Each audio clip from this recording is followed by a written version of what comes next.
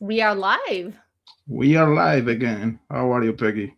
I'm doing well. Well, besides the Bears losing to the Cheeseheads, I'm doing pretty well. It's hockey or what is that?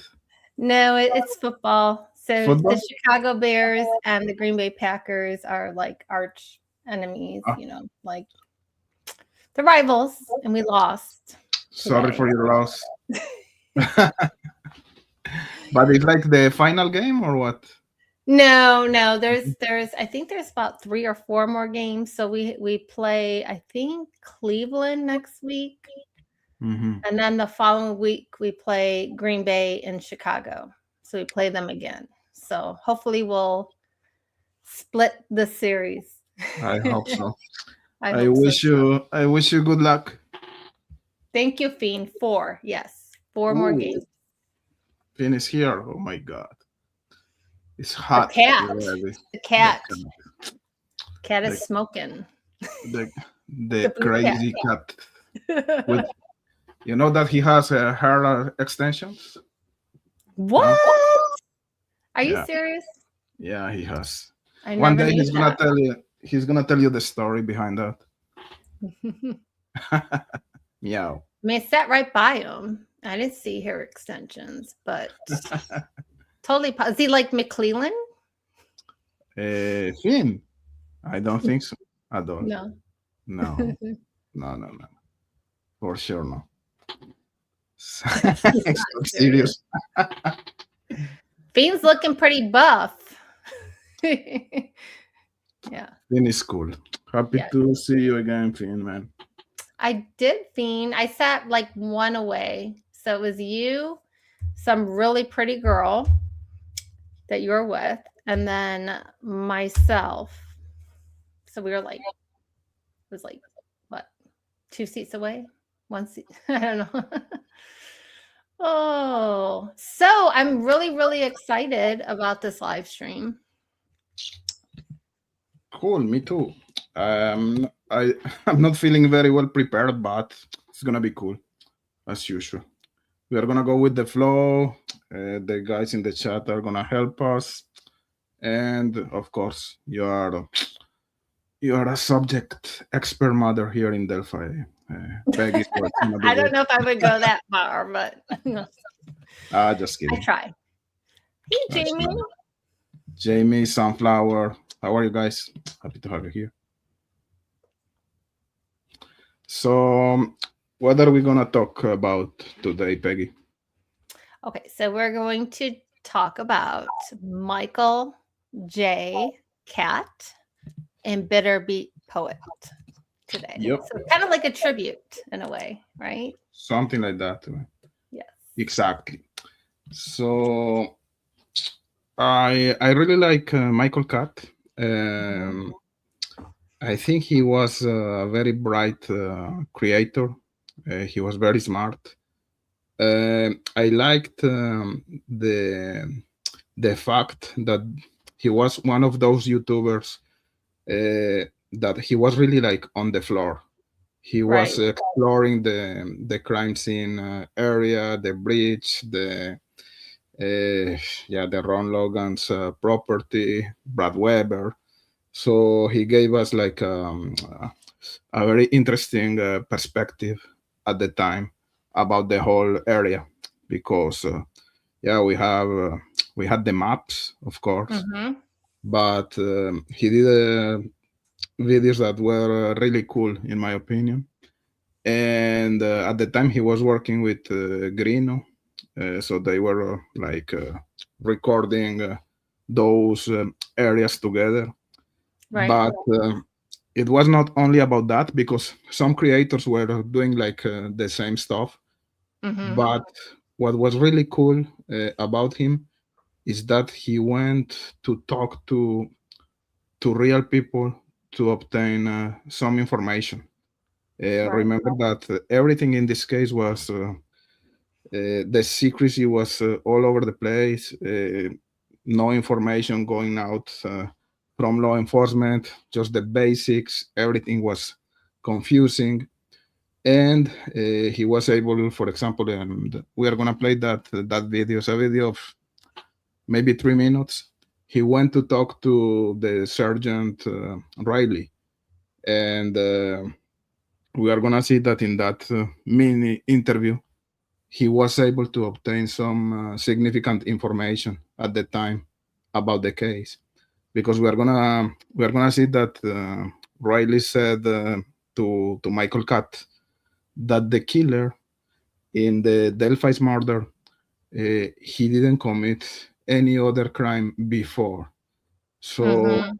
that Mhm. was really interesting, because how how law enforcement are able to know or to say that that killer didn't commit any crime previously. Right? That's a good So point. right, Especially what we know now, not to interrupt, but with the DNA, right? exactly. So Because what I was always thinking, okay, they have a DNA profile for them to make that claim. exactly? So the first reflex is to think about DNA or fingerprints or something Yeah. like that. Yep. So Uh-huh. maybe we can play that video, because Okay. I think it was a very interesting document, still relevant today. And yep, let's start with that if you agree, and maybe we can Absolutely. discuss. So let me share my screen. I'm just gonna see, where is it? I had it here somewhere. Okay, I think I have it here. Just 1 second, because my computer is kind of slow like me. So it's coming soon. Hello, Fishy. How are you? Happy to have you here too. Hey, fish.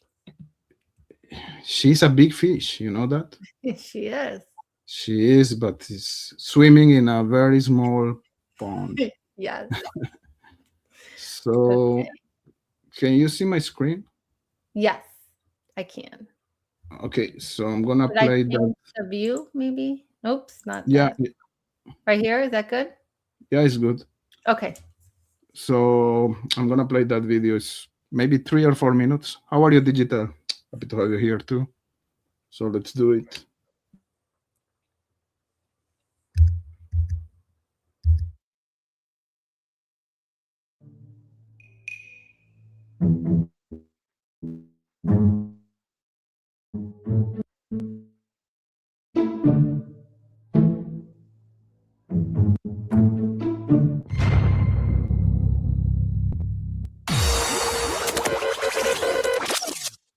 I mean, what's up with the investigation? I mean, like, how's come nothing's came forward? I mean, it seems like a lot of people looking for it.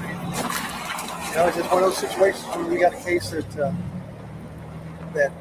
this person's never committed a crime before. We have You would feel that he had never committed a crime. He has no DNA in the database. well, I can't comment on that, but I'm just saying that's what it looks like. I mean, there's a possibility he's done something, but we can't find any traces of it. That was my first thought. I thought anybody at that age that would commit a crime like that would have priors. Well, You just- know, you never know. You got to start somewhere. I'm not the jury. All we do is let that. no, right. But that's why I was just wondering if there was anything that you could share upon.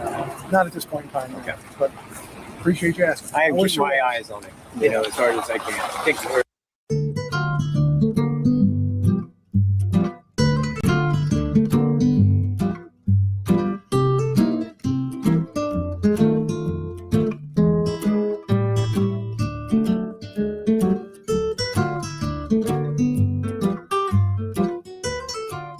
Like, share, and subscribe. And never forget, YouTube shadow bans me. No.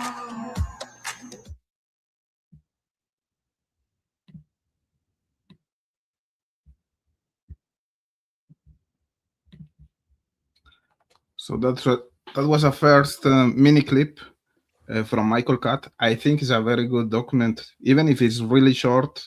It's maybe Uh-huh. 2 or 3 minutes.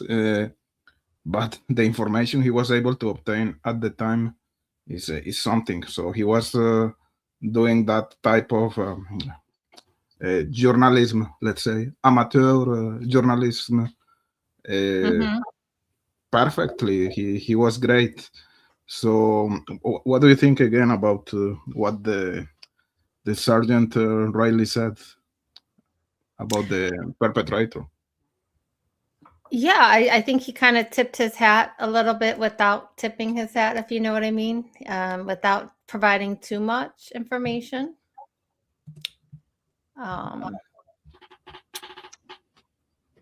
don't Yeah, know. but The for those who are joining and they're just hearing, can you recap what the writing said in there? There was some language written in that and, live stream. we can show it again, maybe. Yeah, let's do that. Yeah, let's show it again. Like I feel like that's kind of like some of the meat and potatoes. Yeah, to Okay. the whole video, or just the part where Oh, the part where- that there was, with the written. text. Yeah, with the text. Thank you. No worries.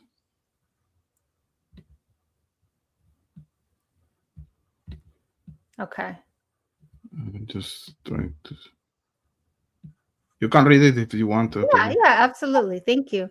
So it says, after this interview with Indiana State Police, Trooper Kim Riley, right after the first year press conference, I made a video saying that I then felt that Carroll County had fingerprints as well as DNA of the suspect. I then stated that a man of that age to commit such a crime, it would seem, have done prior crimes of that nature. That man, I suspicion, does not have prior murders, although he was. Never arrested in his past. Oh, yeah, see it. Thank you. Never arrested in his past. Correct. You can continue. Okay, this video is not a news clip, nor was the interview done by Raphael. You get the first question, Sanchez, of TV6. This was mine, and the same goes for the fingerprints theory, which proved to be correct. I want my subscribers to know the truth, and now you know. I hope you enjoyed this unedited interview with Kim Riley. Have a great day. Michael Strout. Is it Stroop? Strout? I think it's Stroop. I don't know. Yeah. Yeah. Like soup, but Stroop. Yeah. Yeah, exactly. But anyways, it's really interesting that Riley said that the perpetrator, he didn't commit any crime before. So again, how can you be so sure about that? Because let's say if the perpetrator actually committed a crime before, but he was not in the system, the DNA was not in the system or in any database, same thing with the fingerprints, because that could happen, if the crime scene, the other crime scene, Right. the other potential crime scene was pristine, was really clean. They don't have that information. You know what I mean? Let's say if we talk about Evansdale, just to make that connection, we don't know if in the Evansdale case are useful DNA, useful fingerprints. So if not, we could formulate the hypothesis that the perpetrator is the same. So I'm just trying to play with that wording, because how can law enforcement be so sure about that? So I don't know. Exactly.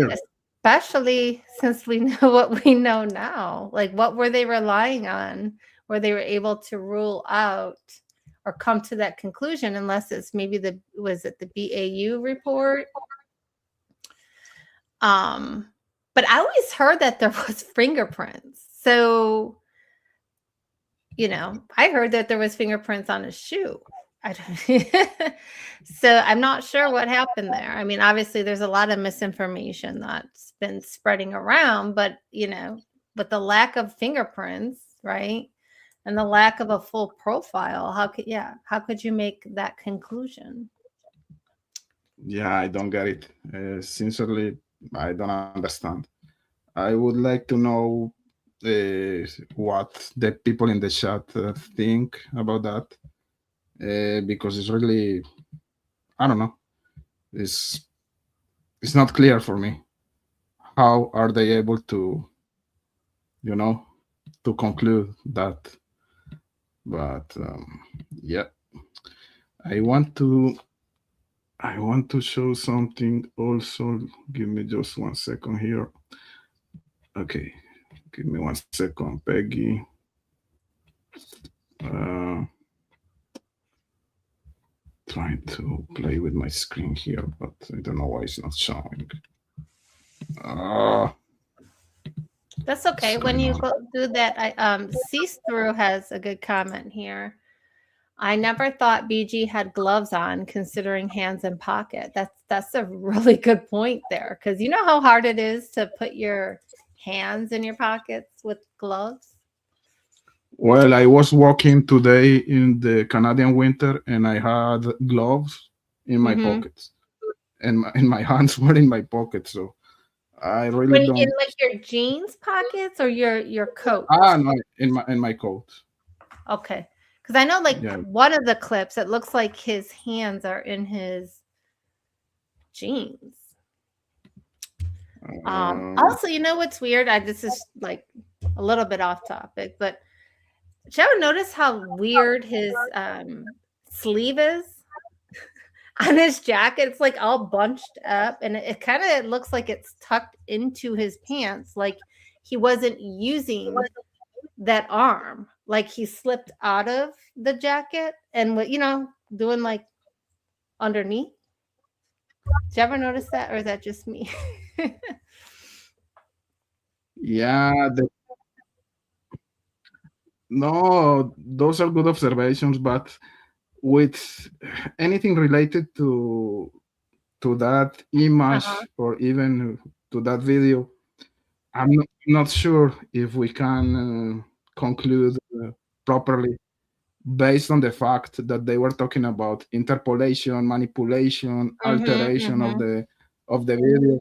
So I don't even know if we have the actual picture or the actual image of the guy in the bridge. But of course we have it, but the Right, right. I agree the with you one there. who is actually representative of the reality, you know what I mean?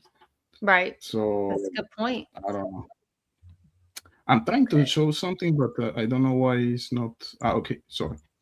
That's okay. Um, we were talking about Riley, right? And that Mhm.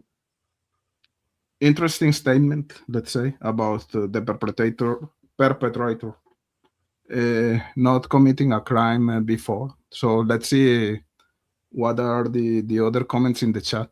But this guy, he made a. Now I'm making, well, I'm recollecting or remembering some uh, stuff he said in the past, and he said very special things. In one Mhm. press conference, he was talking about this sketch, the old bridge guy sketch, right? And he Right. said, "Don't look at the hat. This is the guy we are looking for." Mhm. And we know that years after they said, "No, finally, this is not the guy." But anyways, at the time he said, "This is the guy we are looking for, but don't look at the hat." And this is just stupid. The 60% of the area of that picture is the hat. Even if Right. he's telling you, "Don't look at the hat," you are gonna look at the fucking hat. It's a stupid comment from my side, but you know what I mean. It's like they Right. were they were making this type of idiotic comments that in every single level of the communications, the Mhm. the the more simple communication, the more important communication, everything was confusing. Something like that, that's maybe stupid or not. If someone Right. is telling you, "Don't look at this big hat in that picture," it's maybe because the hat is something they don't want you to look at the end. I don't know. they put your brain in motion just with that type of stupid statements. Anyways, Well, yeah, I and mean, yeah, go ahead. Sorry. no, go ahead. I'm just saying, like, how do they even know it was a hat? Right? Like, even Kathy Allen says this in her interview. Like, is he wearing a hat? Is he not? Is there a brown jacket underneath? I mean, how many times? I mean, I don't know how many hours you spent looking at that video. I'm sure we probably spent hundreds. Yeah. Well, It does based on look like a hat, but who's witness? Like, who are they relying on to know that yeah, he had a hat? Right? because according to the statement of or the information I know about what Daniel Pearson said about Bridge Guy is that, and right now we have the sketch that was made based on the description of Daniel Pearson.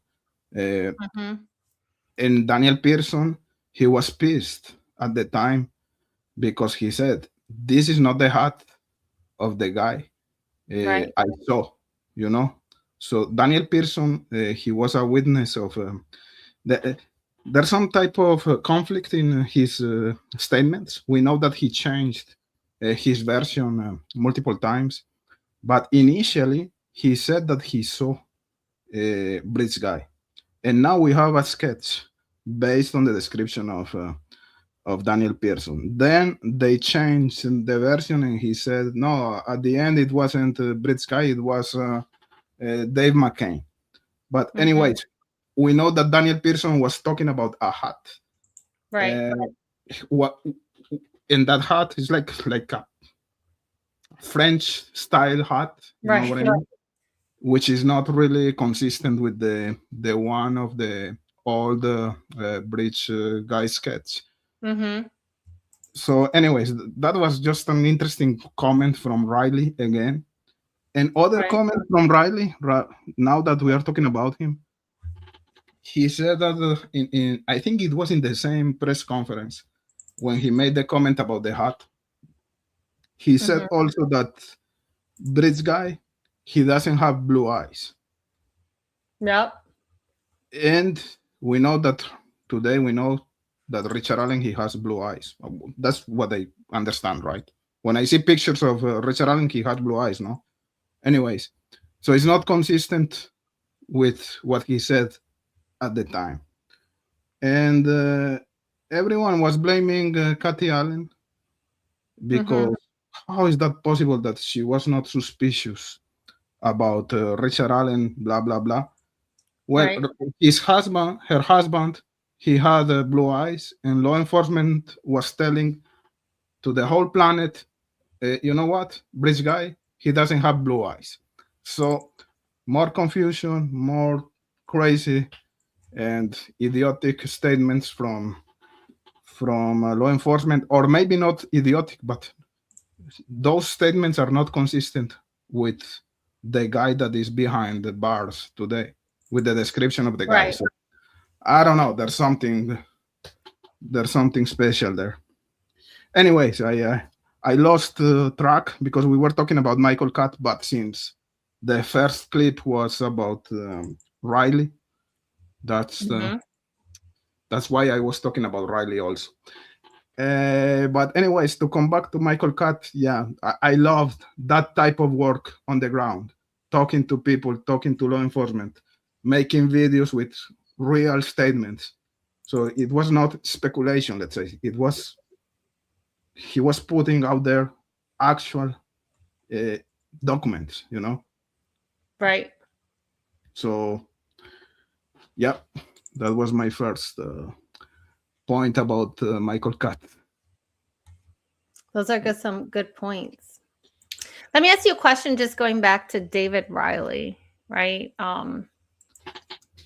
Why do you think he was taken off of the investigation? Because it seems like at some point then it became Doug Carter being the PR person for the investigation.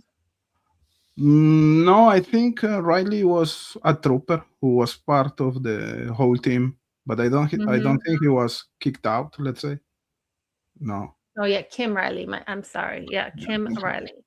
I thought like wasn't his title the communication? Wasn't he the communication guy? I think he Maybe. got a lot of things wrong because I came across some things where he said that the girls got to the bridge at like 12:30. Yeah, all the communications from law enforcement were confusing. Initially, they said the guy who's talking guys down the hill is not necessarily the same guy Right. who is walking on the bridge, which to me makes sense. Maybe it was another guy in the other side, but why were they saying that stuff? It's confusing, you know what I mean? Then we have two sketches, but they are Mhm. not the same person, and 2 months after, well, actually, they are the same person. So Right. Yeah, yeah, they were yeah. And then saying, yeah, it became like don't even look at his face or anything. How does he walk? Look no, at no. right? Look at the gate. Look at his Yes, gate. the Look at gates. the way he walks. But at the same time, don't look at the way he walks because he's walking on the bridge, so Yeah. he's not walking in a natural way. They were really stupid, no? Yes. Stupid people, really. Come on. Like, what are we looking Just here? remembering about that makes me mad.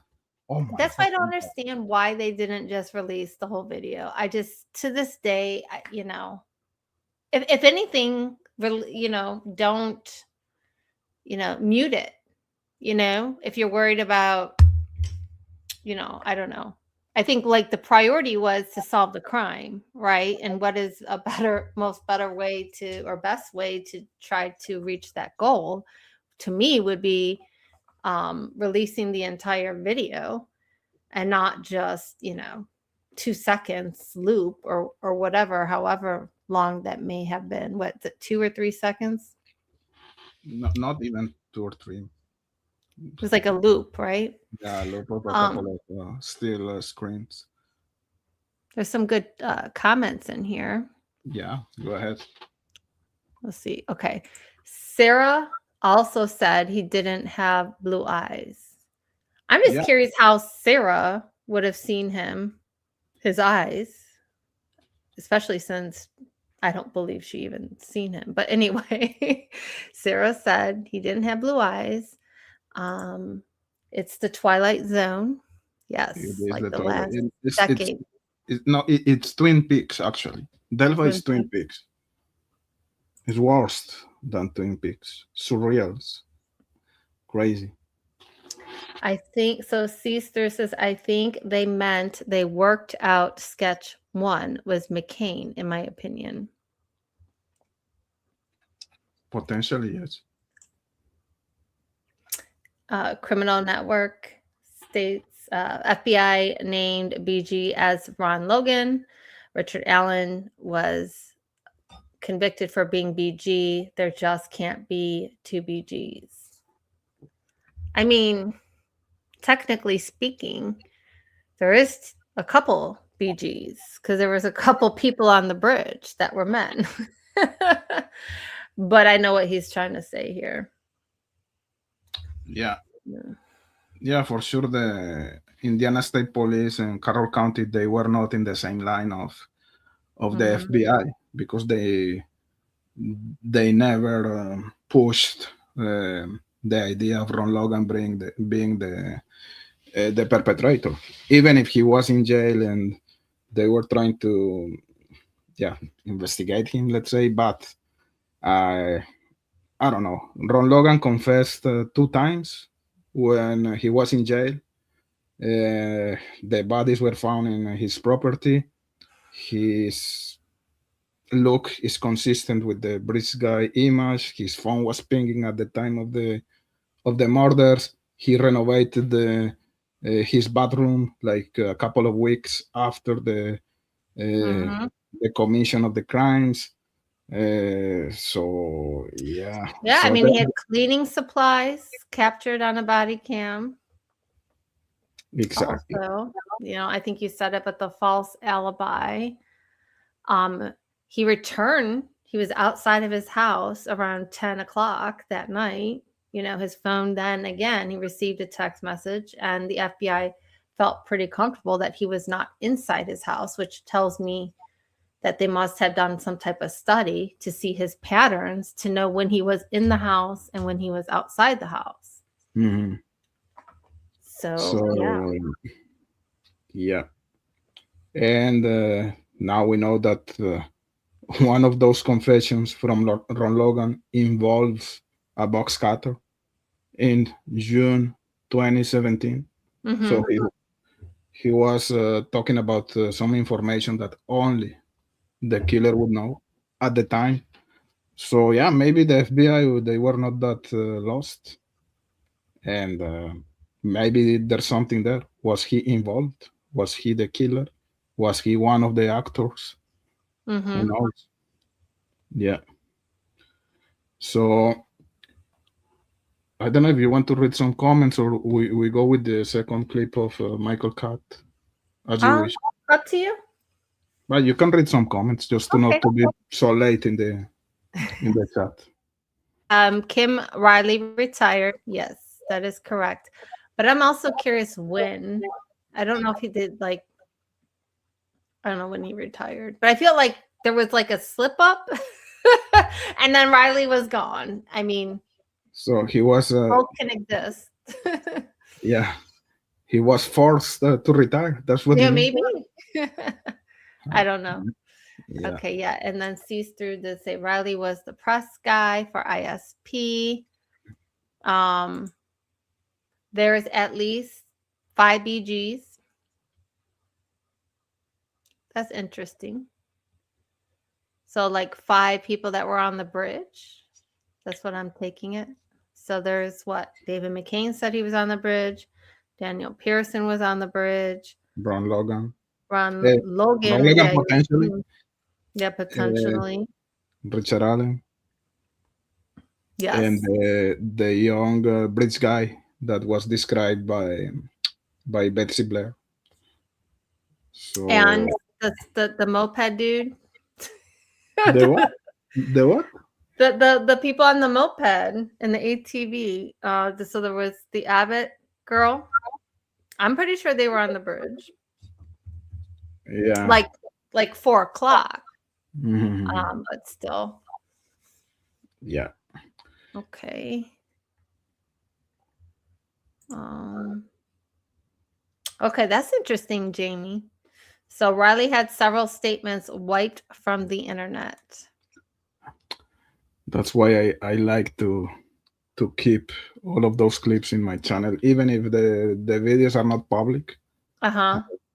Yeah, like that interview that was made by the Unsolved to one of the jurors, that it was really suspicious, and after that he deleted that interview from his channel. But I was lucky that I saved that interview in my channel in a private way, let's say. Then we did a video about that. But sometimes it's good to save the videos in your channel, because that's true. A lot of people, after there's a mess, they delete the content, and they try to hide some mistakes or some fishy information. Right. Nothing against you, Fishy, just kidding. But yeah, even some creators. She's a muter. She doesn't do that. So some creators that were involved with working with law enforcement, at one point they deleted all the content, because McClellan gave him the instruction of doing that. And when he put back almost all of his videos, a lot of them were edited. So it's good to if you find something interesting in YouTube, try to save it in your computer or in your channel, because it's gonna be good information after. Anyways, that's a good point. I lost track again. But That's okay. just saying. All right, just gonna go through a couple more and then we'll play if you're okay with that. Fishy says, "Well, the news reported it at 1 p.m. or 1 when they were actually looking for the girls." So, or do you mean 1 a.m. or what? Yeah, 1 p.m. the next day. I don't know what she's talking about here. Oh wait, let's see. Riley slipped up like a bad ice skater, like Tanya Harding. Just kidding. Okay.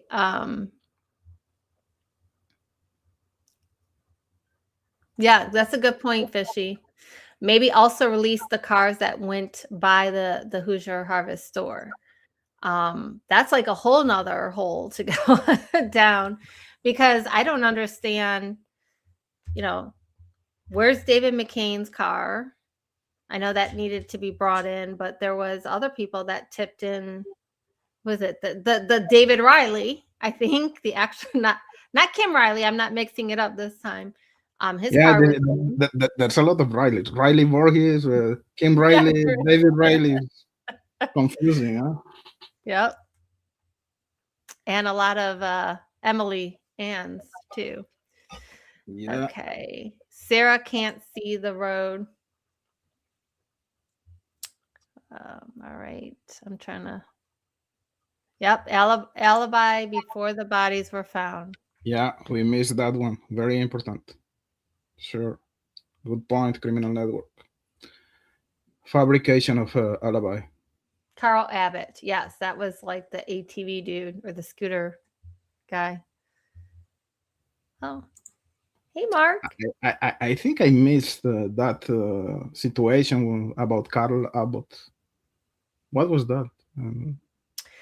So they were the ones that came in around, I want to say around 4, maybe like 3:50, 4 o'clock. So Cheyenne seen the scooter people. Also, who else seen him? I think McCain mentions the scooter people, and also Derek German. At what time? Around 4-ish, maybe 3:50, 4 o'clock. Around the bridge? Yeah, well, they were the arguing couple. They were arguing. The Daniel Pearson and the other girl? Pearson. No, like they were talking loud in the mayor's lot. Okay. So they pulled up, they seen Derek German, they sat, and then they eventually made their way to the bridge area. Okay. Yeah, so they were mixed up in, there's a lot of people walking around at that time. Okay. From my understanding. All right. Hudis says, read the page 97 thing that All Eyes had shared. It will answer some questions and give you more questions also. Like everything else. Hudis is a local, right? Pardon me? Hudis? She's from Delphi, right? I think she's a local or not. I'm not sure. Or is a he? I don't know. Because I saw a couple of comments he or she was making in criminality, and they were like a very specific comments with a very special information. So I don't know if you can tell us who this in the chat. I'm just curious. I think so now that the handles, it's like you get to know everyone, and then they just show up as handles now. Yeah. Free Ricky Bay says, record everything. The very first thing I watched about the case was Ives on the couch. What is that? Is it non-secular was said? I wish so badly I saved it, but had no idea how depraved Delphi was back then. Yeah. The comments from Robert Ives were really interesting, huh? When he was describing the whole crime scene, saying that there's something he said that, there's this theory about the perpetrators taking pictures of the crime scene or making a video, or we talk about the whole snuff stuff, let's say, because he Right. said something like the crime scene is something that is worth for someone to take a picture. I don't remember the exact wording, but like it was staged and altered in such a manner that it would be something interesting for someone to take a picture of that crime scene. So it's like if he was saying, maybe unconsciously, that yeah, a potential perpetrator taking pictures or taking a video was part of the whole theory at the time. I don't know, but his comments were really important about the signatures, multiple signatures, and yeah, non-secular stuff. Right. Yeah. There's a lot of people with cameras there too, which is really interesting. It's like seemed like everyone had a camera that day. I don't know. I mean, it was a beautiful day. I can see wanting to take pictures of like the creek or crick and the trees and all that, but it just seemed like with all those cameras around, right? And people with their phones, it's like, why didn't anyone catch anything else? You know? I mean, David McCain supposedly did. Yeah. A car in the background. I'm really interested about that. Wish that was entered into trial. Okay, I think we're pretty much caught up. We can go back a little bit. Do you want me to? Yeah, share this so video?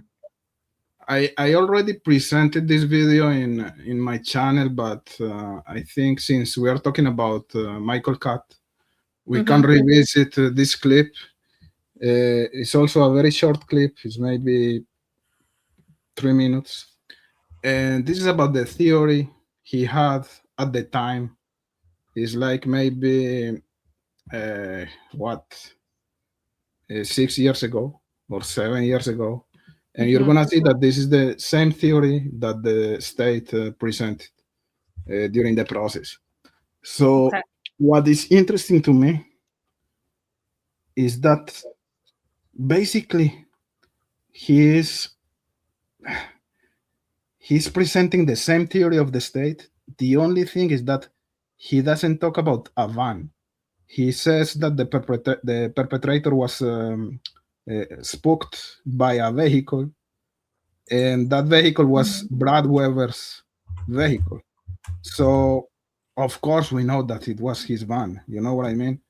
So Right. that's part of the whole history of this case. People say that the van was never discussed before. That's not true. There's even some stuff about the minivan traveler. Maybe that's another rabbit hole we can go in another show. But anyways, if you want, I'm gonna show this clip where he's gonna present his theory, right? Okay. Okay.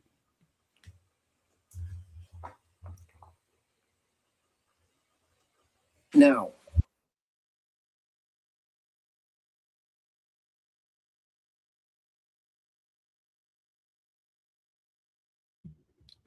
I think, sorry, something's wrong here. What happened?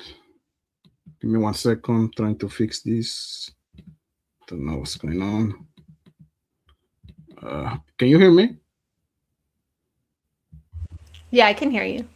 I think it's like blocked. Give me 1 second. My computer. Yeah, let me see if I can pull it up too. Is that the one with the rain in the background? Yeah, I have it again. Okay. Okay. I'm gonna share it. Present. Share screen. Oh, okay.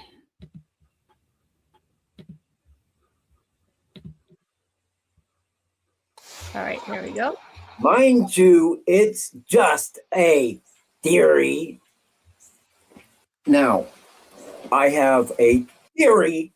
Mind you, it's just a theory that something could have happened right there at the point where the bodies was found. I won't give her name, but I will use her initials, KW. She had said, had my son have gotten home a little earlier, he would have caught them going down the hill because they have that private drive. Now, we know that he arrived a short time after that, a very small time right after they was abducted. What if his car was going down that path and one of the girls yelled to try to get the attention of the driver? That could have set the guy off. The guy could have hit one of them, the other could have screamed. The windows probably were up in the vehicle as it was February, and the guy may not have heard anything, because it was a distance from, the private drive over across the way, across the creek to where they were at. But if one of them had yelled to try to get the attention of the driver, that could have tipped things off immediately. He could have struck one of them, the other could have yelled, and it just became what it was, a double murder. Now, after killing two young girls, his motives be damned at that point. He had to get the hell out of there. And that's what I think may have happened. I don't know it to happen. I wasn't there. I am using the best guesswork that I have in the same way that investigators do. Because anybody says, well, where's your proof? You're just speculating. Do you know anybody that knows everything on this? Because if you do, guess what? You're looking at the fucking bridge guy, asshole. Law enforcement trolls, man. Hop on. Get the fuck out of here. Anybody that knew that area and had covered it, and to the extent that the suspect did, he had been there quite a few times waiting. Quite a few times. Also makes sure about Mears and Ronald Logan, if anybody had asked permission from them to hunt on the property.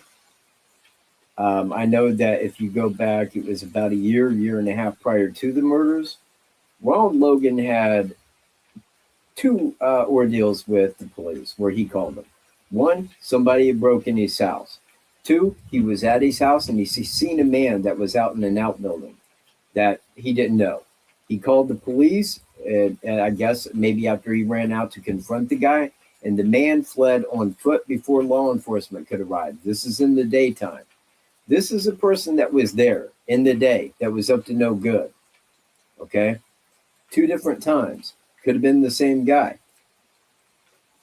But there's reason for me to believe that it could be the same guy.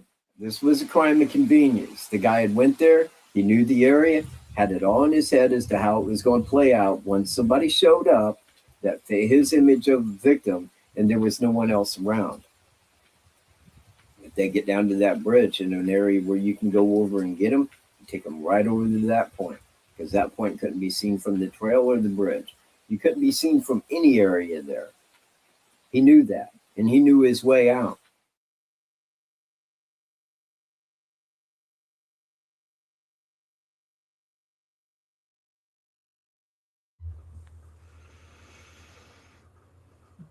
You're mute. Okay.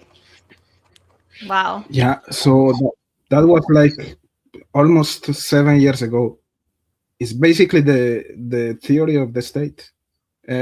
Someone in the chat wrote that Nick took his theory to go with that during the process of Richard Allen. It's the same theories, the same, exactly.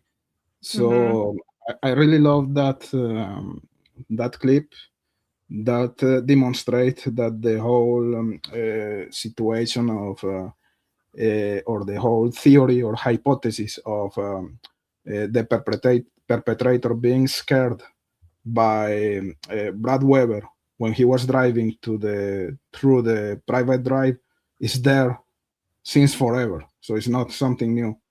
So it's not something that only the killer would know, right? I don't know. I really love that clip, and I think it's very relevant still. I love the Michael Catt, the way he thinks. I don't know. What do you think about? No, I mean it pretty much mirrors like just like you said, the state's theory. A couple things that pointed out to me was Ron Logan having, called the police in the past about people, on his one was what almost broke into his house. Did I have that correctly? And then was in the outhouse. What is he talking about? Is this a deer stand? Is he referring to, or did Ron Logan have an actual outhouse? I I don't know. I Hmm. don't know. But he was saying that maybe Ron Logan was allowing some people to go to hunt in his property. Uh, so yeah, that's why I don't know. Maybe that's why there were bullets also in that area. Just saying. Right. And, Yeah. Yeah. Exactly. Go ahead. and also we know that Brad Weber at one point he had two girls retained because they were trespassing and Mm-hmm. was basically kidnapping those girls. And Mm-hmm. that situation was very scary, according to the victims. If we can say that they were victims, I guess we can say that. He can say that he was the victim because the girls were trespassing, but yeah, uh, everything in that, I don't know. It's just a crazy case. Mm-hmm. Uh, when Michael Catt was talking about the girls crossing the creek, and I don't know if we already talked about this or not, but the theory of the state is that Richard Allen was supposed to commit a sexual attack uh, in the area before crossing the creek. Let's say he was spooked by the van of Brad Weber, and then because of that, he crossed the creek with the girls. He forced the girls to cross the creek. Uh, let's say we don't need to talk about Richard Allen. Let's say a general perpetrator. Do you think that it's normal that a perpetrator would commit a sexual attack in that area? I Is mean, I think it would be very exposed. I don't know, yeah, but especially. I feel like it happens more than often. You know what I mean? Like you hear about runners in the daylight, getting sexually assaulted. There's a couple popular cases where this has happened. I don't think it's straight. It happens before. No, no, Um, no. but I I, mean, like as far as that location, I think there was better places to take the girls for I- that. exactly, and that's my point because now we Okay. know the whole geographical area. To me, a perfect location is after the creek. No, in the Hmm. in the area where the girls were found. So either uh, he forced the girls to cross to the creek to commit the sexual attack at the other side, or the girls were escaping, running through the creek, and that's why he went after them to yeah to the I other think side. the latter is more probable. I mean, Yeah, because, and me I think too. we're going to go into this a little bit with Bitter Beat Poet. He did have from what I understand, a relationship with Kay Sanders. He's been on that property, and that's Kay Weber, obviously, but he's been at that property. There is, Brad Weber, the Weber's house has a direct view to that area. They would have seen, and like Exactly. to me, it would definitely point out, like if you see somebody in the water in the middle of February, or that it draws more attention. And Mm. then the noise, that they would have been making. I mean, with the cold temperatures. I mean, I would assume that they would have made. I think we talked about this before, but I would assume that they would have had made some noises. But you know what? You never know what you're gonna do unless you're in that type of situation. But to me, it's more risky. It doesn't seem like that was part of the plan to me. Because why not go, you know, the other way, on the north end and walk all the way around? Yeah. Why not wait for them to cross back and take them down the other hill? Yeah, the people are gonna say, because he was drunk, so he was not taking good decisions, let's say, or logical decisions. But we don't even know if he was drunk. If he was Richard Allen actually, which anything is adding up. Nothing is adding up here. The bridge is a sobriety test to me. Like, instead of walking on the line, I mean, and he was going really Good rapidly down, down that bridge. Like, I don't see him being drunk whatsoever. So Wow. that's crazy. Playing the devil's advocate, let's say, when you're drunk, you are brave also.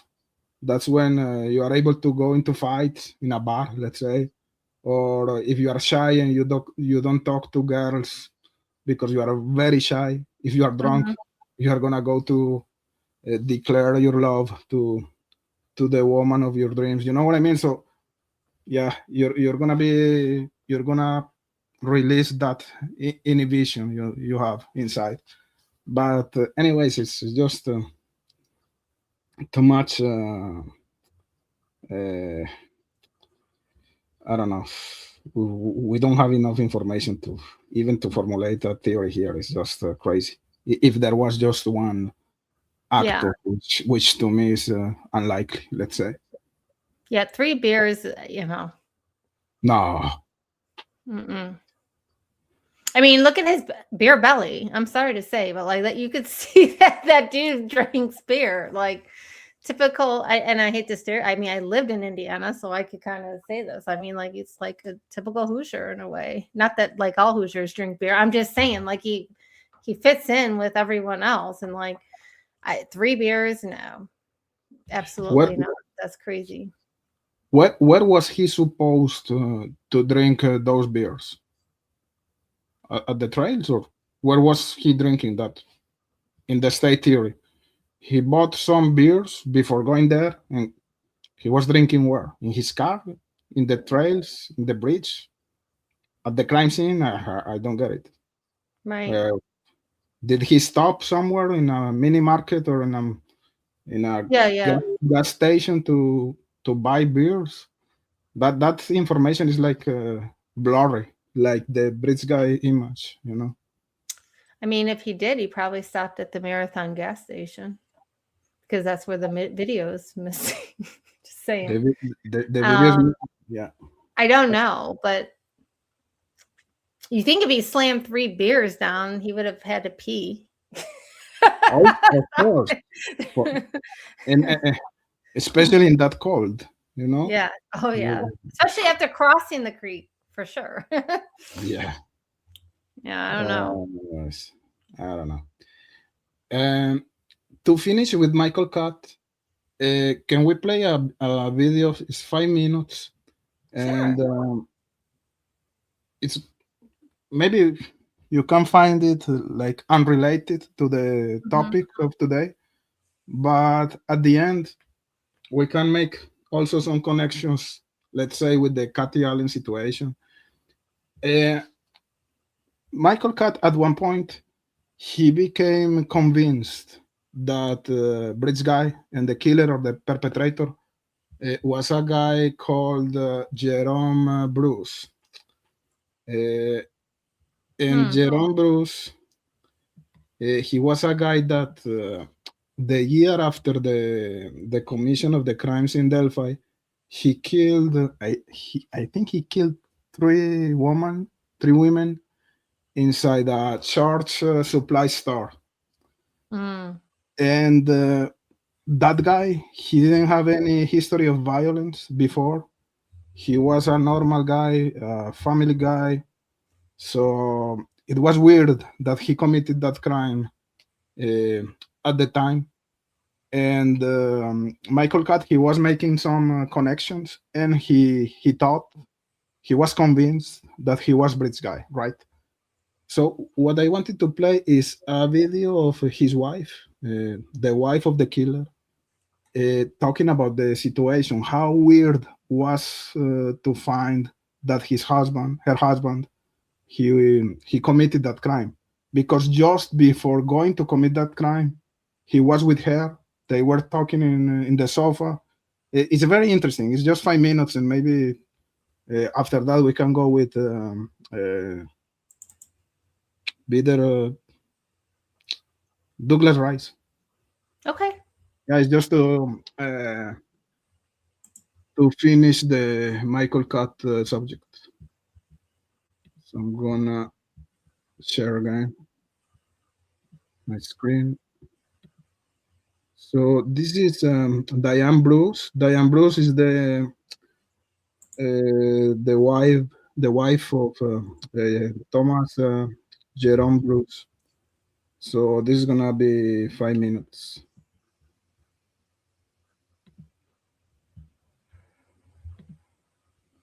Oh, sorry. Again, me. Okay, let's do it. Because he doesn't want to hurt a worm putting it on a hook. Is the Diane Bruce called her husband for 24 years. The only way I thought he would ever use a gun is in defending himself or defending me. So I don't know how to make sense out of any of it. And I know the public, the victims, probably everybody would like for somebody to be able to give an explanation.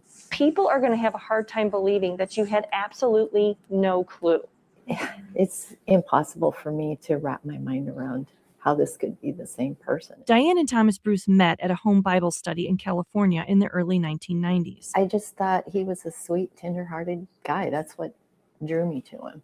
The couple married in 1994. They moved to Jackson, Missouri in 2001, and he started a church here near the town square.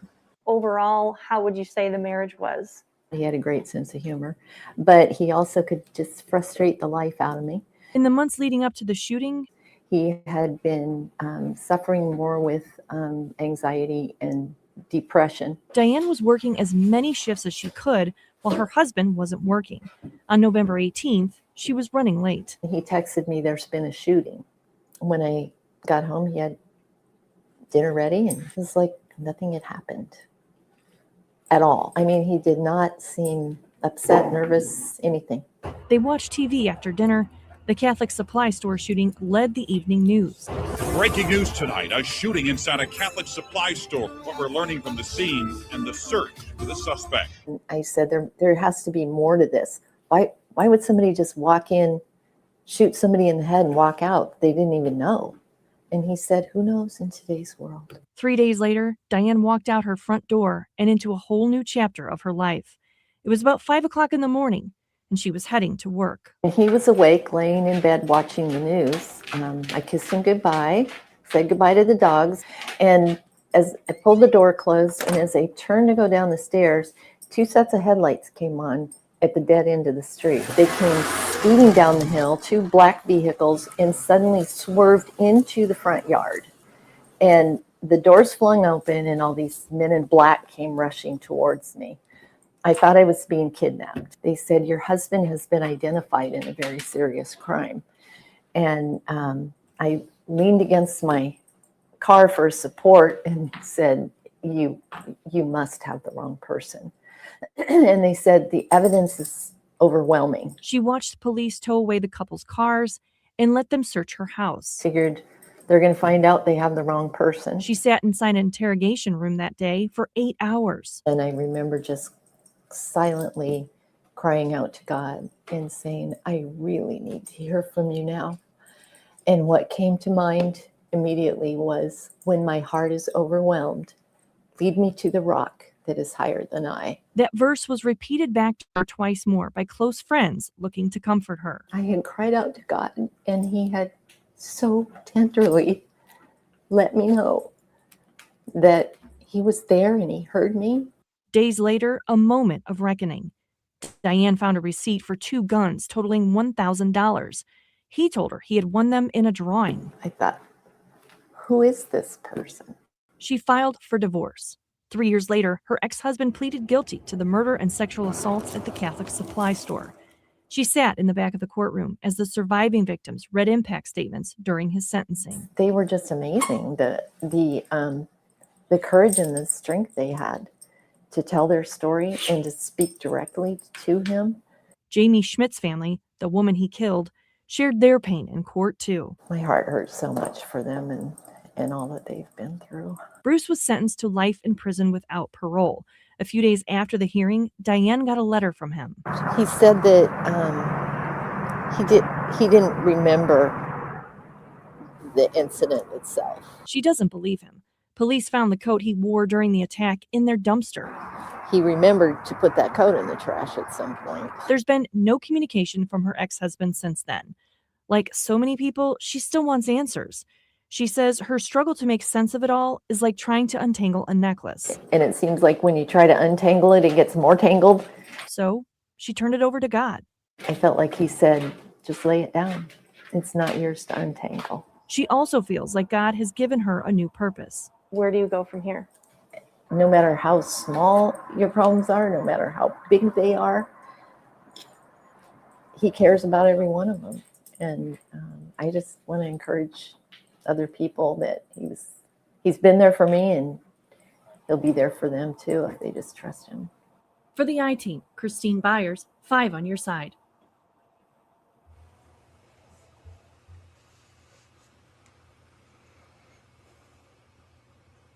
I feel really bad for her. It's horrible.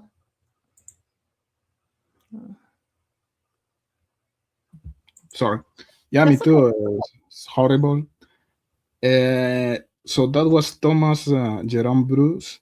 He was the person of interest in the theory of Michael Catt. And I think it relates to Delphi because this is not going to be very popular, but a lot of people say that Richard Allen was a family man. He had no history of violence. The pictures taking care of animals, etc., etc., is the same thing here with Thomas Jerome Bruce. The story his wife was telling us is the same. The guy, he was into church. He was a family man. He never committed any type of act of violence. And one day, because of some mental issues, depression, etc., he committed that horrific crime who no one could understand. How was he able to commit that? Not even his wife. So stuff like that happened. I'm not saying that because of that Richard Allen is guilty, no, but it's not, to me, it's not an explanation to say that, oh, Richard Allen was a family man. Cases exist, and Right. especially if there is a history of depression or mental health. It's not impossible, let's say so. And yeah, I don't know, what do you think about it? And again, yeah, I could see like Kathy Allen in that interview. Like as you said, it's should be something really, really hard for the wife of this type of suspects, let's say. Yeah, I would love to hear what other people say outside of his wife as well. You know what I mean? Because I Yeah. think you know, it's hard to come to that term, being, somebody's wife or a parent and all that, and not see certain signs. And I'm not blaming her whatsoever. I'm just saying, like, it would be interesting to hear what other people, had thought. But yeah, I mean, that's a good point. Yeah. That there are cases out there. I mean, like, how old was he? He didn't look like a young, like the pictures that they showed in the beginning made him look a lot younger. I'm just curious, when we seen him at trial, he looked like he was late 50s, early 60s. Yeah, I would say that. Yeah. Yeah, I mean, that's crazy that like Mm. he just woke up one day at that age and did something like that. It happens. Yeah, it happens. And anyways, we can deep.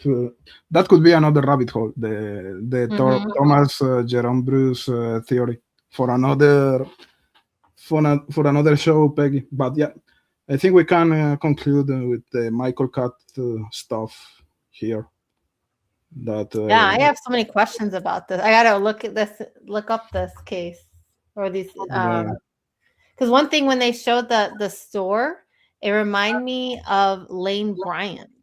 Did you ever hear of that case where somebody went into a Lane Bryant store and I forgot how many victims, but it's still unsolved to this day. Like it was in the middle of the daylight, it was like the store had just opened and they cannot find this perpetrator still to this day. So and it was in a strip mall just like that. And Missouri is not that far from Illinois. So very interesting. What year? Oh gosh. I want to say it was early 2000s if I have to just go off of memory. Let me see.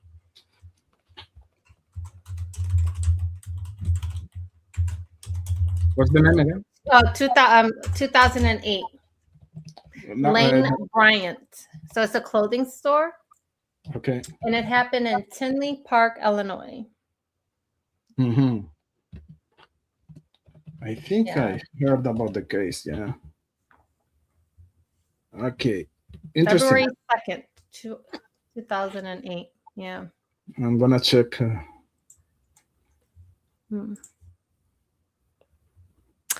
Yeah. So do you want to go on to Bitterbeat Poets?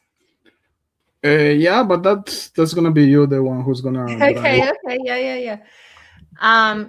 So we have 2 videos to play, and I also have a bunch of screenshots we can pull up. So just like Michael Catt, Doug, what is it? Oh my gosh. I can't even think of his name right now. Oh my gosh. Like Douglas Rice. Thank you. Wow. There's like okay, sorry. Douglas Rice. He was boots on the ground as well. And he was talking to many people. So he had a relationship with the Webbers. And also he was speaking with the the witnesses. So like the 4 so Riley Voorhees's mother, and I believe also the Wilbers as well, and talked to some of the girls too. So he was very, he made, I think it was local to, I think, where was he from? I don't think so. Like he was in Indiana, but I mean, like, I think, what was it, maybe Fort Wayne or somewhere up north. I forgot the exact suburbs. Elkhart. No, that's west, isn't it? Anyway, so there's a lot of interesting things, especially on Reddit and then also Facebook groups, where he had some theories just like Michael Catt. And a lot of these things he was on point, as far as the height. He got the height right. Go ahead. Sorry. No, sorry for the interruption. It's okay. Do you remember who was his person of interest in the case? Duvall, I think it was Jimmy Duvall. No. Or what's his name? Starts with the E. Yeah. Go ahead. Paul Ether. Yes, Elder. And Richard Allen does look like him. It's crazy. Richard Allen looks like Duvall. Oh, I think he looks like Elder too. I don't know. No, not to me, but. Okay. Anyway, yeah. He had a person of interest, but he was very critical of the police, of law enforcement. And we'll go through some of those screenshots if we have time after the videos. But You know, he questioned the DNA. I think he also had an insider that he was getting some information from, but he wouldn't really, blow the state's, case where he wasn't leaking information to that point. But yeah, I think, if we're looking to trust other people besides law enforcement, I think these two gentlemen, which are no longer here with us, are good people to really look at to what they investigated and what what their theory was. I think he went to Delphi, I think 14 times to talk to the victims, to go to the Weber's house, to take pictures, to conduct his own investigation. Mm-hmm. And he had a Facebook group, if I remember. No, he didn't have a Facebook group. He was mostly in Reddit. And I think he had a Facebook group. Yeah, I think he did. Yeah, and I think sure. Some of the family members was in there as well. Bridge of Lies. Yeah. Okay. Yeah. I don't know. I'm not too much into Facebook, so maybe I'm wrong. But he was in Reddit for sure. Mm-hmm. And he died in 2020. I don't remember how. Maybe a heart attack. I don't know. But yeah, he died. I think it had something to do with the bicycle too, if I'm not mistaken. Maybe I don't know. Yeah, he was riding his bike. It was sudden. It was sudden. So it was very unfortunate because I would like to. I would just be so curious to what he would have thought about who with Richard Allen and all that. But all right, yeah, so where do you want to start? So we have Miao Zedong. We have a video. She has a whole series out there. I think the one that you and I had reviewed was Lord Have Mercy. Am I correct on that? Yeah, she has like 4 or 5. All of them are interesting. Mm-hmm. Of course, that was very early in the after the commission of the crime, so some information are not very exact, let's say, but they got a lot of stuff right at the time, and it's interesting. We can do that. Play Mio's videos.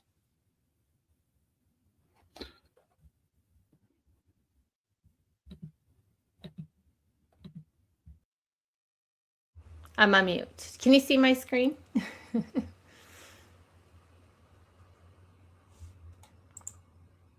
Oh, we lost Cryptex, I think. Okay. All right, I'm going to just start playing it, and I'm sure he'll join us.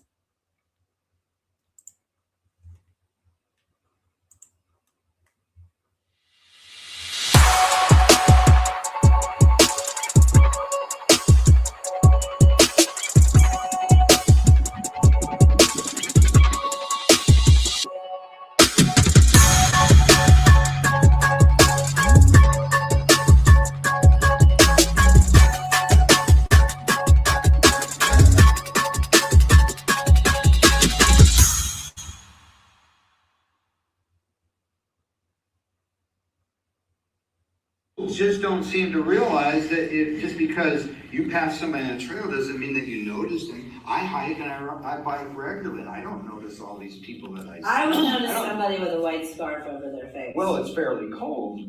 It's 43 degrees for a high that day. It wasn't Right,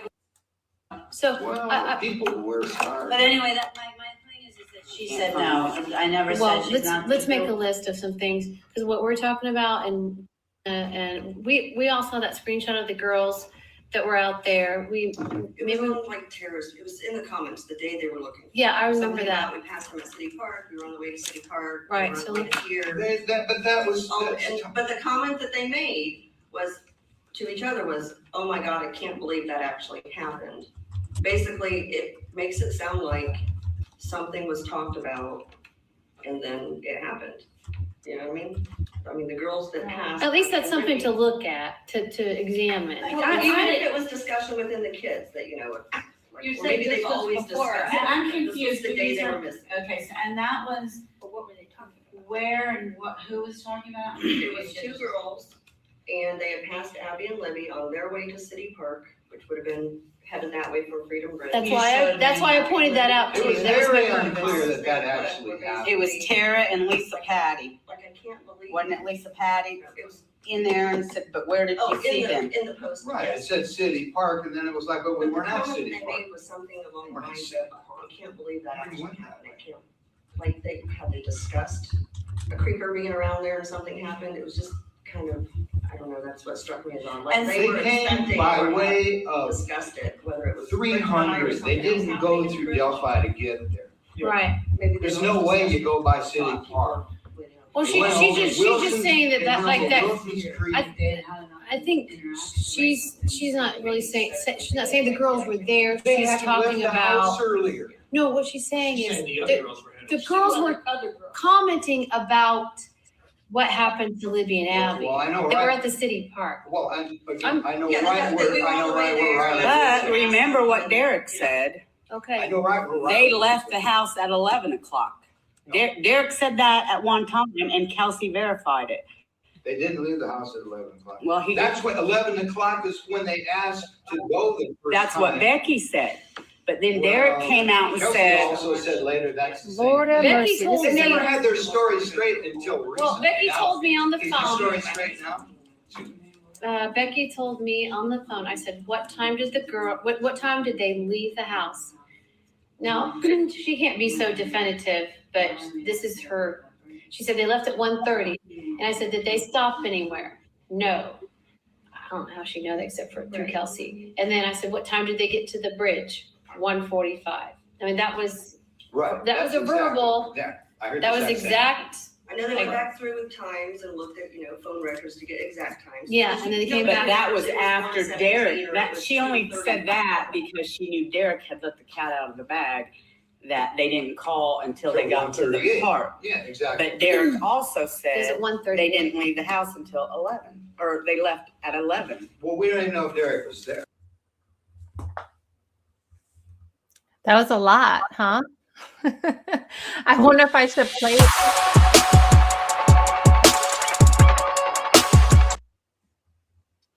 So when we say that the first 48 hours of the investigation are the critical hours, is the critical time. When we watch this material, it seems like they were doing a better investigation than law enforcement. You know what I mean? They met, Absolutely. they talked about the crime, they met with the witnesses, with locals, and there was really interesting information there. And that series of videos made by Mio Zedong, awesome documents, awesome material. Right. I don't know where is she. She's not doing anything else at this time, huh? I don't know. I haven't seen anything recent.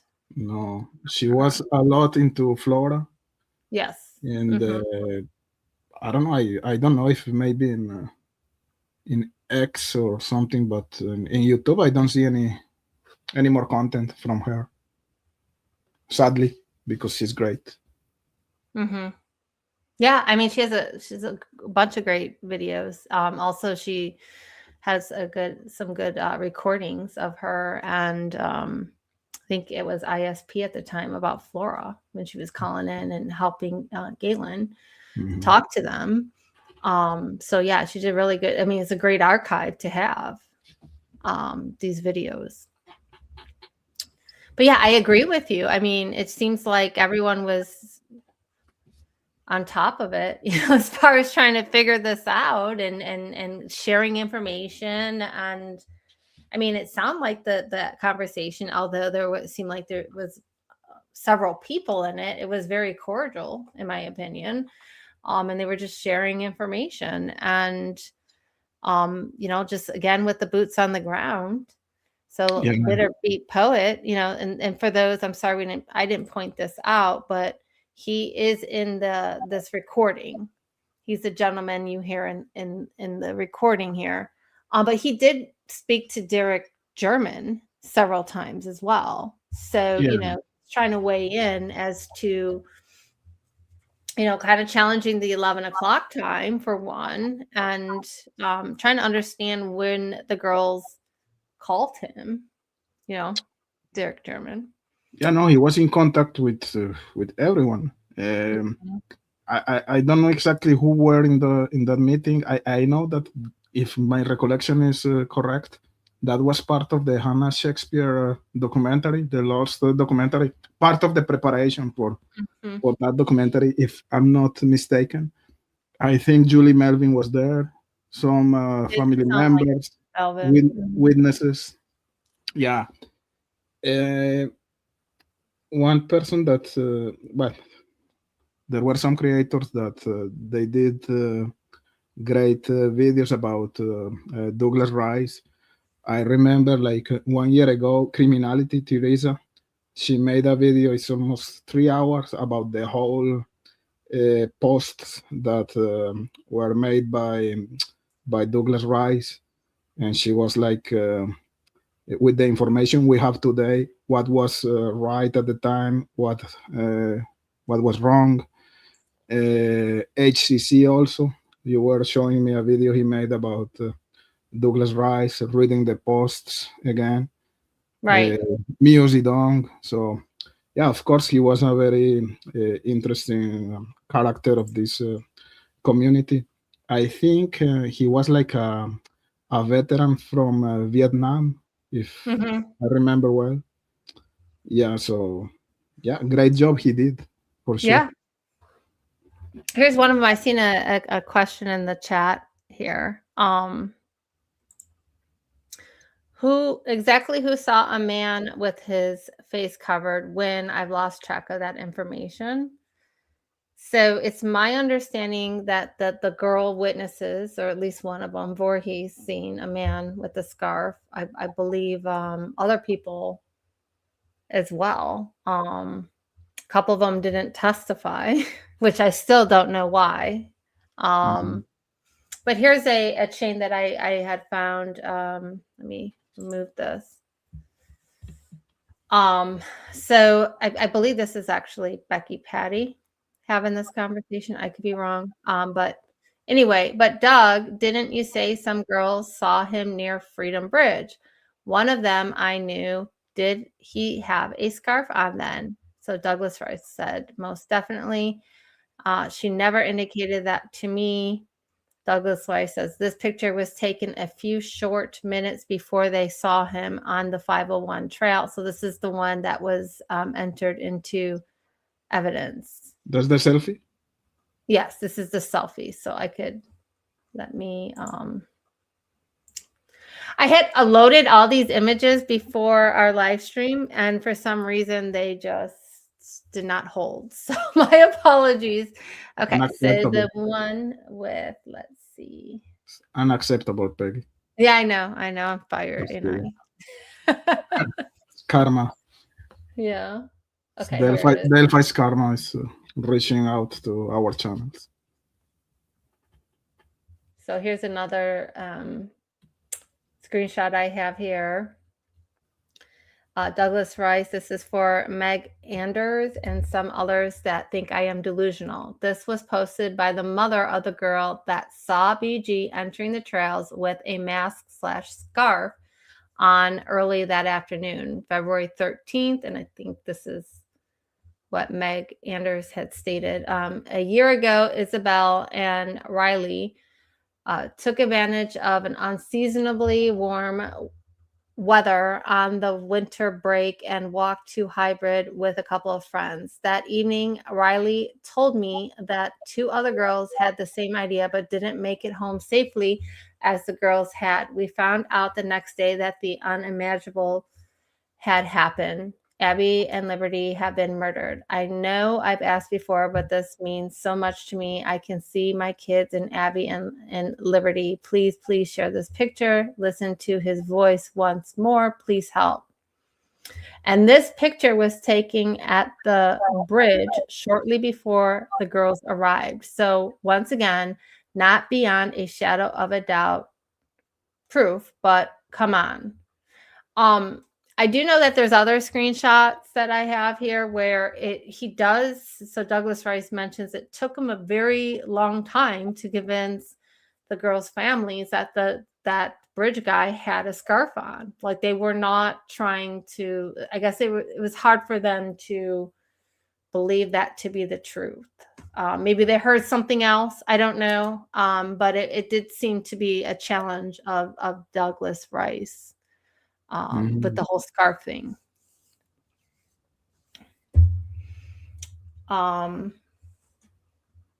Here's another one that I found. Let's see. So Douglas Rice states, I know it's true how long the witness stayed at the Wilbers. I have no idea, but that is exactly where she walked to after the High Bridge. From there, she walked to her home, which was near downtown. But family has acted like the girl that was the witness doesn't exist, simply because the Wilbur girl didn't pay any attention to BG, like the witness did. Their attitude seems to be, if the Wilbur girl didn't see it, ? Well, it must be bullshit. Sorry, family, but you are wrong. Like I said, they recently acknowledged the scarf is likely. After well over a year pushing that. Like I have said over and over, many folks wouldn't know the truth if it bit them on the ankle. He was very opinionated. Yeah, he was. He's like a And firecracker, right? yeah, when people disagreed with his points, he replied a little bit mad or angry. Yeah, he had a temper. Let's see. Okay, here's another one. He was parked at the Mears lot, and yes, I love details, but I choose to also not get bogged down in those that don't really mean that much. What is more important is that Kelsey chooses not to mention the 16-year-old witness walked from the bridge to the Wilbers, the same place where Kelsey was. Consider way more important than a few minutes difference in times. So this is something that I've heard, like reading other things, that this is something that really bothered him. Like this was the most important thing to him, is why, like, he felt like somebody wasn't telling the truth or at least the whole story as to, why Voorhees walked over to the Wilbers after the bridge. So I think that was like one of the last things he, said, or like that can be traced to Bitter Beat Poet. What do you think about that? Like why, what else could there be? What? Just for sure, they are not telling us the whole story. I mean, the family. There's something there that we don't understand yet. There's some reason, possibly, I don't know. Maybe law enforcement, they asked the family to keep some things for themselves. I don't know. I'm just speculating, but okay, I'm still there. Okay, yeah. Yes. When I think about the whole Anthony Schultz situation, to me, there's something that it was in the knowledge of Kelsey. I'm sure that Kelsey knew something about Libby communicating with Anthony Schultz, and the whole situation about the Libby's phone being factory reset. Right. Kelsey having access to some applications of Libby, Instagram, and we heard the whole story about Kelsey contacting the contacts of Libby to try to get some information after the murders. I know, but I don't know. I have the feeling that she had some type of control, at least some type of monitoring to Libby's activities in that phone. And I'm not saying that it's nefarious or something, but Right. I think she knew something. And the whole Anthony Schultz situation is, I'm convinced that that's what happened here. That's the explanation of this crime. Mm-hmm. And I don't know at what point Kelsey was somehow connected to that situation. One thing that bothers me a lot is that we know that Anthony Schultz or Keegan Klein, he was sending money to Libby via the Cash App application. And in the transcript of another victim of Keegan Klein, the victim said that Keegan Klein instructed her to how to use the Cash App application. So if Libby had the Cash App application in her phone, and Keegan was giving her instructions to how to operate or to activate, let's say, that application, I think that some banking information is required. So to be able to receive that money, you know what I mean? So Right. I'm not sure if Libby was like in the condition to provide that information. Someone else had to help Libby to give that banking information, or to make that money, that monetary transaction from Anthony Schultz to Libby's Cash App application. Someone else had to help Libby, and I think that that person was potentially Kelsey. I'm not saying that Kelsey had something to do with the murders, of course, but Right. maybe they were trying to take advantage of a pervert. This guy is a pervert. He's asking for some, let's say, he's asking for nudes. You are sending nudes from internet, not you, and we are going to receive the money. Something like that. I'm not saying that that's the case, but I'm just trying to explain Right. what could be the explanation there. You know what I mean? So I don't know. No, that's a Again, good point. So is it Brian? Am I pronouncing that correctly? I am so sorry. States, didn't she tell the police about shots?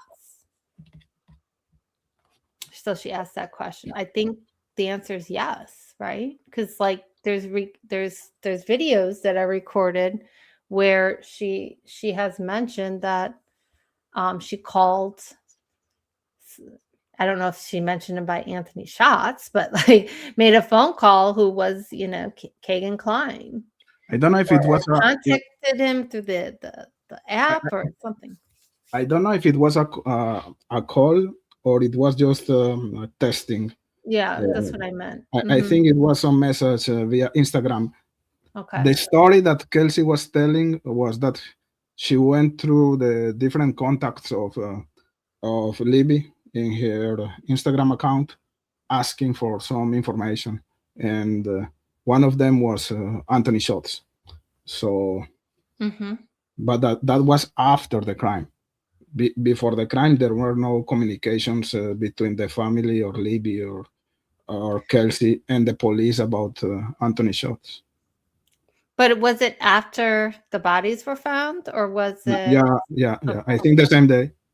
That communication between Kelsey and Anthony Schultz was the same day that the girls were found. Yeah. That's what I I just understand. think too, like it's just interesting how the time changes too. I mean, I'm not saying there's anything nefarious behind anything, just like you said. And I understand like this is probably very like the trauma, going through something like this, you forget certain details, but it's just like I forgot what creator I was watching. It could have been True Crime Design. And just like did a whole video about it, and it's just like how the times change, and some of that did go into the video we just listened to, right? As far as what time did they leave the house, what time were they dropped off. Yeah. I find that interesting. I mean, like, hey, 20 minutes, like even if we look at it from like between 1:30, because that's been thrown around a lot, to what time, 1:49 was it, or something like 1:48. That's a lot, that's a lot of time if you think about it. 18 minutes in this narrow time It's a lot. frame, that's a lot. Yeah, of course. So I thought that was interesting. So I have another video, and this is HCC, also known as 833. So I am going to play it, and just let me know when you want me to stop, though, because I haven't listened through this whole video, but I did find a lot of things he was saying interesting. Me neither, I haven't. But what time is it? It's 8:46 my Central, so 9:46. Mm-hmm. Yeah, because maybe in 20 minutes I need to stop. Okay. So maybe you can play the 20 minutes or 10 minutes, and we talk. Yeah, maybe 10 minutes. Yeah, that sounds good. Okay. Let me share my screen.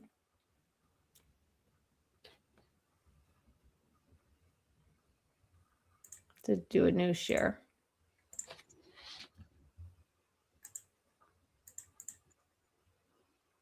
Okay. Can you see it? Yep. Okay. So this is called Cell Towers Bitter Beat Poet.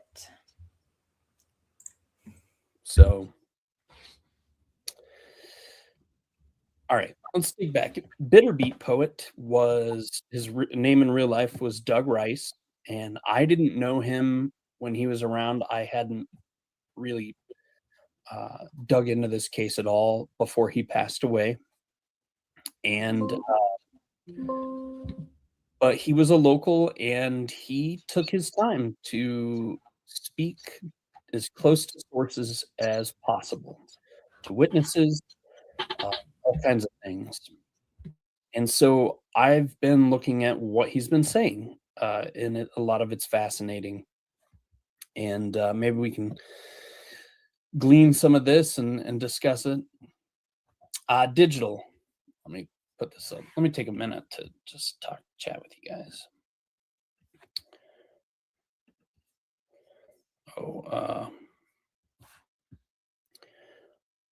I don't know.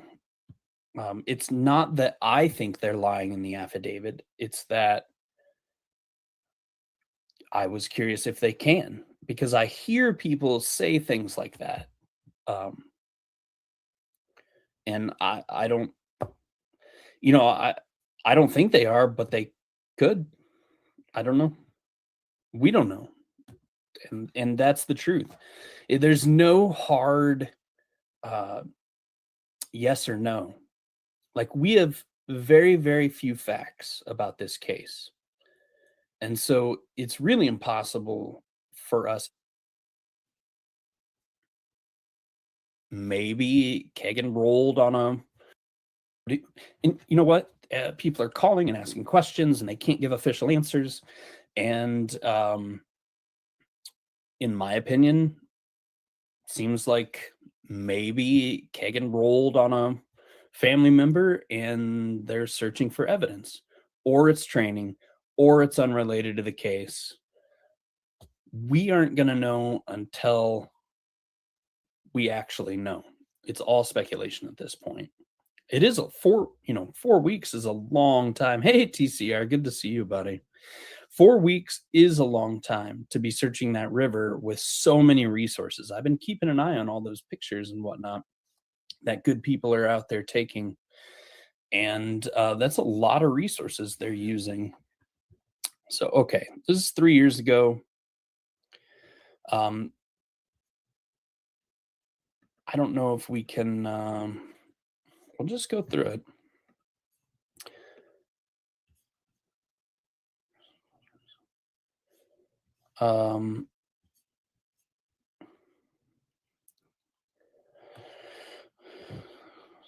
Yeah, so this is interesting. Something that Doug often wrote about is how from he's talking about the Sanders, which is the K Weber's house. The house is called the Sanders or whatever. It's K Weber's house. And this idea that you could see the exact crime scene from their house, from inside their house, out a window, you could look out and you could see down directly to the crime scene. Kay was, she, for winter, she leaves, and then her son would go and check on the house every day and hang out or whatever he did. I don't know. But he didn't live there at the time, but he would go and look at, just look after the property. And so it's bold for that location in a lot of ways. When I've been out there and you go down the side off the end of the south end of the bridge, the opposite direction is actually much more secluded towards the shoe tree than it is going across toward the creek and then across the creek even. It's much more secluded the opposite direction. So that to me makes it a little stranger that they would cross the water and go across there. But, as many have talked about, maybe one of the girls ran that direction to try to get away. But again, if you were out there, depending on how well they knew the area, there's houses on the south end. I don't know why they wouldn't run towards people. So it's one of the toughest questions in the case. Why did they cross the creek and onto Ron Logan's property? Ken Maines said he thought it was a failed abduction. Okay. And let's pretend we think it could be Ron Logan. So then it would make sense. Ron Logan's trying to abduct them to his house, or somebody that knows Ron Logan is trying to abduct him toward his house. And then it makes sense why to cross the water there, why they're on, maybe something happened out there. But yeah, it's interesting, the chosen spot. We have too little data. Let's keep going.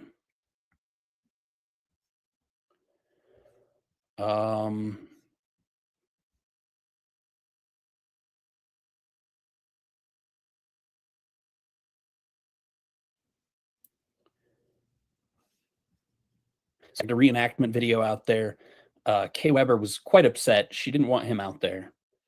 They were trespassing, and she yelled at them. So there's a lot of conversation about that in Doug Rice's comments.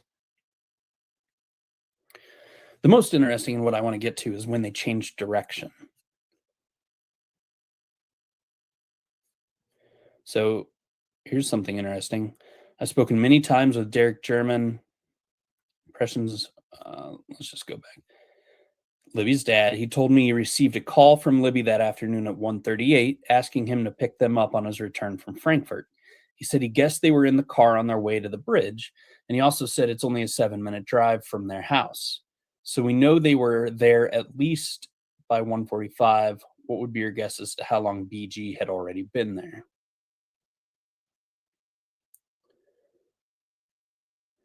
Yeah, this says don't use anything but the helicopter flyover vid on the 14th to gauge water depth. It can vary greatly.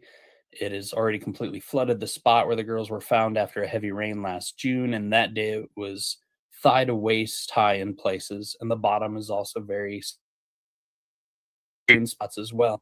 Yes, it is.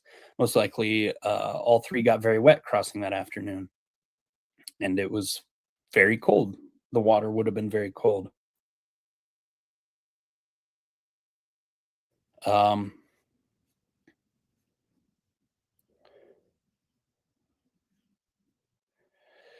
He has some interesting comments when he starts talking about the witnesses. Here he is 3 years ago saying, I seriously doubt they were catfished, but I would not discount he was stalking an account of Libby's.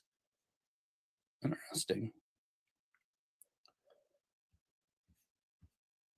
The homeowner told me FBI and ISP returned on several different occasions, up to 6 months later, searching for something on her property. Wonder what? Let's confirm what he's talking about the Sanders of the Kay Weber's house. So,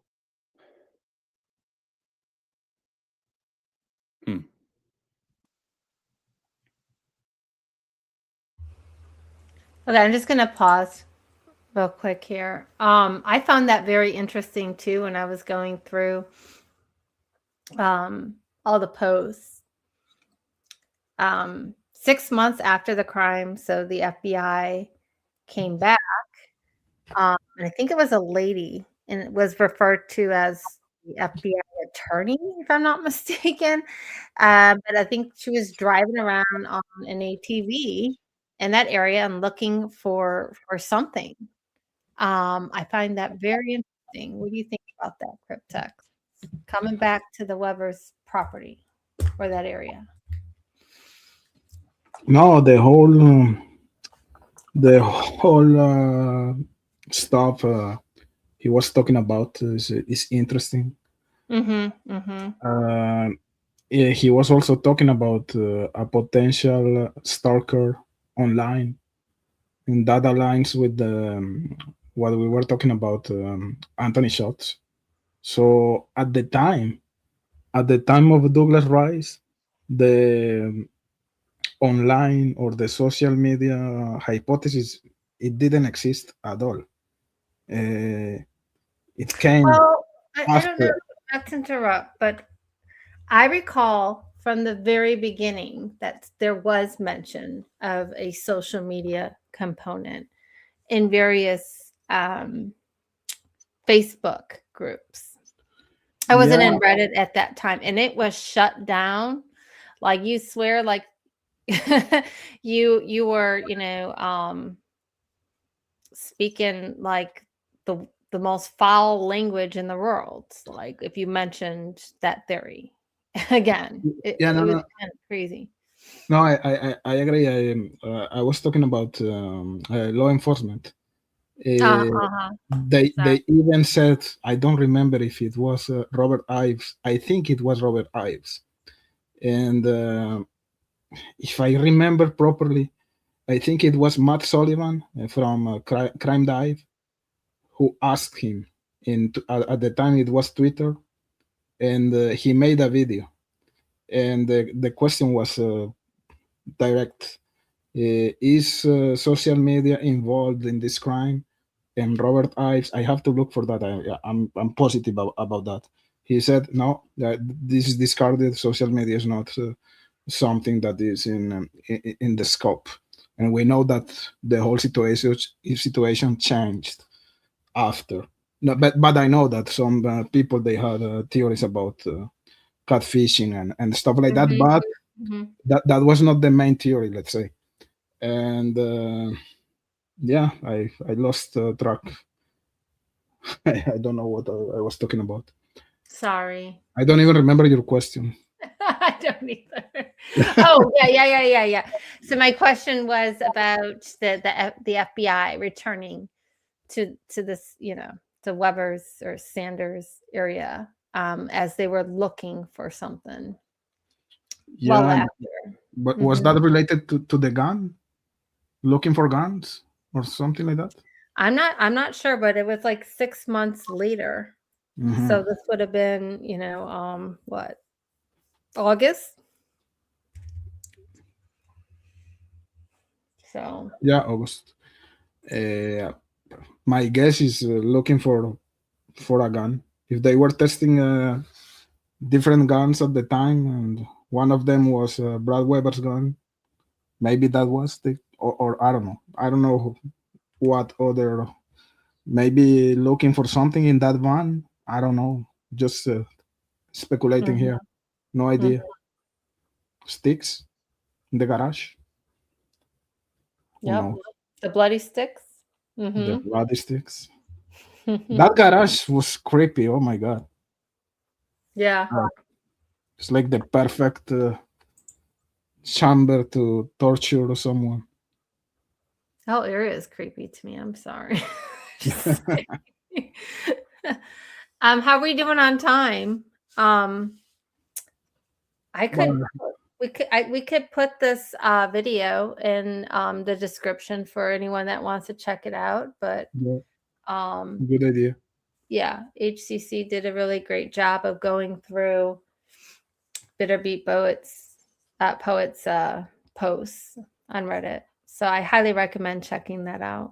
Thank you, HCC or 833. 833. Yeah. So Peggy is gonna be what? Like 14, 15, 60, 20? If you translate your Peggy name into Oh, I tried doing that once and it was just way too long. So then I just was like, forget it. I'll just do the O. So Peggy 15 is where what I'm is at. O? Peggy O? What is O? Oh, okay. So it's a great song. Peggy O. Okay. One of my favorite songs. So a couple people covered it. One of them is The Grateful Dead, and I think Bob Dylan as well, if I'm not mistaken. Okay. Good song. Cool. There's a William O too. William O. Yeah. And there is a O.J. Simpson. Bad joke. So what's gonna be the next rabbit hole? Oh goodness. I think we have time to figure it out, but I know like when we first were talking, we were gonna. I had recommend the phone. I think that's a whole rabbit hole. The entire phone from like the factory reset, till it was discovered in post that. But I think that might be a couple different videos or live streams. We can dive into the theories of the guys we treated today, like Thomas Jerome Bruce, the person of interest from Michael Catt, and we can revisit Paul Ether, who was the person of interest of Douglas Rice. That could be. That's a great idea. Yeah, something interesting to revisit. Why not? So we have some homework for this week. Definitely want to look more into that. Thomas Bruce, right? Thomas Bruce, yeah. Well, this was fun. Yeah, it was. It was fun again. It's always fun, Peggy. Super cool, and yeah, thank you guys in the chat. It was really cool to have you there. I can see that there was a lot of interaction in the chat. People were having interesting discussions. I have to watch the video to read the whole. I seen some back and forth. I was like, oh, I don't think I could follow that right now. But we have good mods in here as well. Yeah. But yeah. Overall, it seems like the chat was popping. So right now we got 76 people in here. So that's awesome. Yeah. It's hot. It's hot. Maybe next time we'll do it on a Saturday. Yeah. Why not? Good idea. Well, thank you. Thank you, Peggy, again. So stay in touch, and thank you guys in the chat. It was fun. Yep. Thank you, chat. Thank you, mods. Until next time. Bye. Ciao.